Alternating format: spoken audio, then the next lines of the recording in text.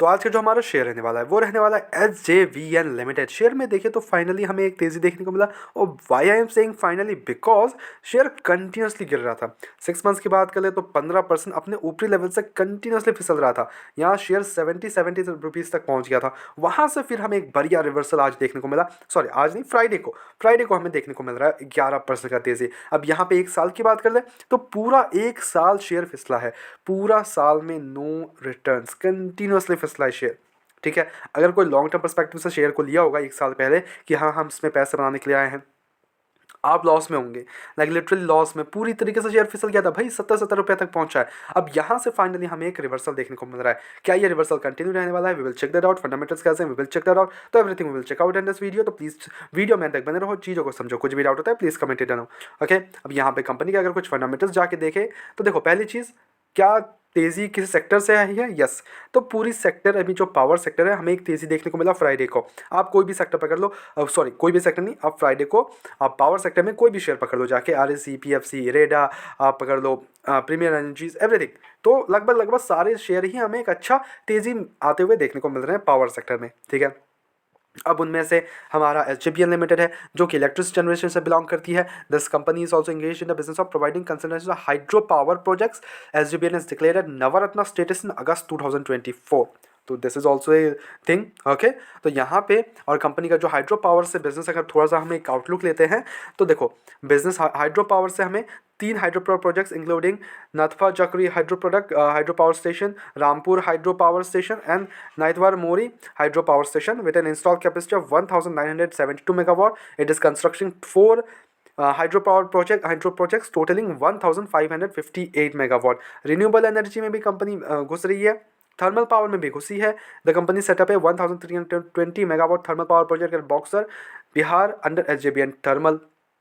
Power transmission है, power trading में है। तो लगभग पकड़ लो, हर एक फैक्टर में जितने भी पावर सेक्टर से बिलोंग करती है, हर एक चीज़ में कंपनी बिलोंग करती है, नो डाउट इन दिस। अगर ग्रॉस में देख लो तो हाइड्रो पावर सबसे ज़्यादा रेवेन्यू प्रोवाइड करता है हमें, विंड पावर, उसके बाद सोलर पावर। अब यहाँ पे हमें देखें तो कंपनी का जो मार्केट कैप है वो ओनली 32,000 करोड़ का है। तो क्या कंपनी बहुत बड़ी कंपनी है? No, it's a mediocre company, mid company है। ऐसा नहीं कि बहुत बड़ी कोई कंपनी है, but it can be growing at the rapid pace, it is growing. अब देखो, कंपनी का डिविडेंड यील्ड अच्छा है 1.76, बट जो स्टॉक का पी है वो ओवर वैल्यूड है, ये एक कंसर्निंग फैक्टर है। अब यहाँ पे इंडस्ट्री पी 27 के अराउंड है, बट जो स्टॉक का पी है वो 58 के अराउंड है। जो डेप्ट है कंपनी के ऊपर वो 29,000 करोड़ का डेप्ट देखने को मिल रहा है, डेप्ट इक्विटी 2.03, ये एक कंसर्निंग फैक्टर है। ओके, अब यहाँ बैलेंस शीट में जाके देखोगे तो कंपनी के पास रिजर्व्स तो हैं 10,657 करोड़ के, बट जो इनका बोरोइंग्स है वो काफ़ी ज़्यादा रैपिडली इंक्रीज हुआ है। पहले 2-2 हज़ार करोड़ के इनके रैपिड बोरोइंग्स थे, but suddenly 6,000 crore, then 14,000 crore, then 20,000 crore, then 27, then 29, 29,000 crore. तो यहाँ पे जो मेन इशू है यहाँ पे ये है इनका डेप्ट। ओके, तो डेप्ट का इशू है इनमें, 2.03 का डेप्ट देखने को मिल रहा है। ओके, एंड ये कोई आपका NBFC's बिजनेस नहीं है। ओके, जो कंपनी आपका आप ऑपरेटिंग मार्जिन है वो 72% का है, PG रेशियो नेगेटिव है, हाई प्रॉफिट ग्रोथ 39 -% है। बिकॉज इसका क्वार्टर रिजल्ट जाके देखोगे तो जो सेल्स हमें 1026 करोड़ से 1032 करोड़ का देखने को मिला इस बार, स्लाइट इंक्रीज है। जो ऑपरेटिंग प्रॉफिट है कंपनी का वो 828 करोड़ से 860 करोड़ का हो गया है। अब जो ऑपरेटिंग मार्जिन है कंपनी का वो 81% से 83%। जो नेट प्रॉफिट है 440 करोड़ से 308 करोड़। तो यहाँ पे हमें डिक्रीज देखने को मिल गया नेट प्रॉफिट में भी इस क्वार्टर में, सितंबर क्वार्टर में। अब दिसंबर क्वार्टर कैसा होता है वो चेकआउट करने लायक होगा। ओके, एंड जो यहाँ पे मैं आपको नोटिस करवाना चाहूँगा वो ये रहने वाला है कि जो नेट प्रॉफिट है इनका काफ़ी अप्स एंड डाउन्स चल रहा है। ओके, तो कभी कभार 17 करोड़, देन 61 करोड़, देन अचानक से 400 करोड़ के इनके नेट प्रॉफिट, देन अचानक से 1 नेगेटिव आ जाता है कंपनी का, -128 करोड़ आ जाता है, फिर again 200 crore, then again 300 crore. तो ये एक जो अप्स एंड डाउन्स चल रहा है ना, ये थोड़ा सा कंसर्निंग फैक्टर है आपके लिए अगर कोई इन्वेस्टर्स के तौर पर देख रहा है तो। ओके, अब यहाँ पे जो नेट इन्वेस्टर्स का देखेंगे तो 81% की होल्डिंग प्रमोटर्स के पास है, FIs की जो होल्डिंग है वो 2.55, DIs के पास 4.32, 11% की होल्डिंग पब्लिक के पास है। तो यहाँ पे FIs और DIs का भी देखें तो 6% की होल्डिंग है, ठीक ठाक होल्डिंग है। अब नॉट से कि बहुत ज़्यादा कम है, बट बहुत ज़्यादा भी नहीं है, ऐसा ठीक ठाक होल्डिंग। बट जो प्रमोटर्स है वो मेजर स्टेक होल्ड करते हैं। तो इसमें भी हमें क्या देखने को मिल सकता है, OFS वगैरह देखने को मिल सकता है। बिकॉज ये PSU कंपनी है तो ऑब्वियसली 75% स्टेक ज़्यादा होल्ड नहीं कर सकते, तो हमें सुन OFS वगैरह आते हुए देखने को मिल सकता है। तो वहाँ पे बिकवाली हो सकती है, तब FIs और DIs का एंट्री हो सकता है और ज़्यादा। पर देखो, अब द मेन क्वेश्चन कम्स कि कैसा है इसका फंडामेंटल्स। तो काफ़ी मिक्स फंडामेंटल्स लगे मेरे को। तो ऐसा नहीं है कि बहुत ही कुछ एक्स्ट्रा ऑर्डिनरी है, no not at all. Company का जो डेप्ट है वो बहुत ही ज़्यादा है, 2.03 डेप्ट इक्विटी है, लाइक 1 भी नहीं है, इट्स लाइक डबल टाइम्स हो गया, बहुत ज़्यादा हो गया, ठीक है। तो डेप्ट का इशू एक है।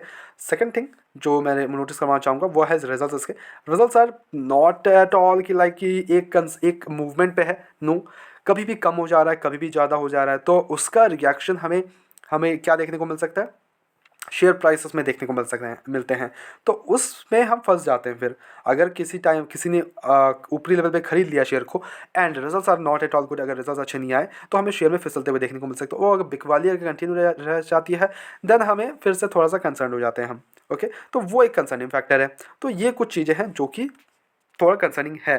ओके, अब यहाँ पे अगर देखोगे तो डिविडेंड अच्छा देती है कंपनी, इस पर कोई डाउट नहीं है। कंपनी डिविडेंड ठीक ठाक दे देती है। नाउ अगर आप थोड़ा रिस्की इन्वेस्टर हो, then you can go ahead with this share. Okay, आप अगर रिस्की इन्वेस्टर हो, फ्रेश एंट्री के लिए थोड़ा सा वेट करके, शेयर कंटिन्यूसली गिरने के बाद हमें एक मूवमेंट आया है तो आई वुड सजेस्ट कि थोड़ा सा अगर आपको नीचे मिले शेयर तो वहाँ उस लेवल्स पे आप एंट्री ले सकते हो, फ्रेश एंट्रीज। बट देखो लॉन्ग टर्म पर्सपेक्टिव से ठीक है, शेयर पीएसयू कंपनी है, हाइड्रो पावर का प्रोजेक्ट्स वगैरह भी अच्छा खासा मिलता है कंपनी को, तो वहाँ पे भी आप देख सकते हो एक लॉन्ग टर्म पर्सपेक्टिव से। लॉन्ग टर्म के लिए शेयर सही है, शॉर्ट टर्म में थोड़ा सा अप्स एंड डाउन्स हो सकते हैं एंड रिजल्ट्स भी आने वाले हैं, तो रिजल्ट्स कैसे होने वाले हैं वो चेकआउट करने लायक होगा।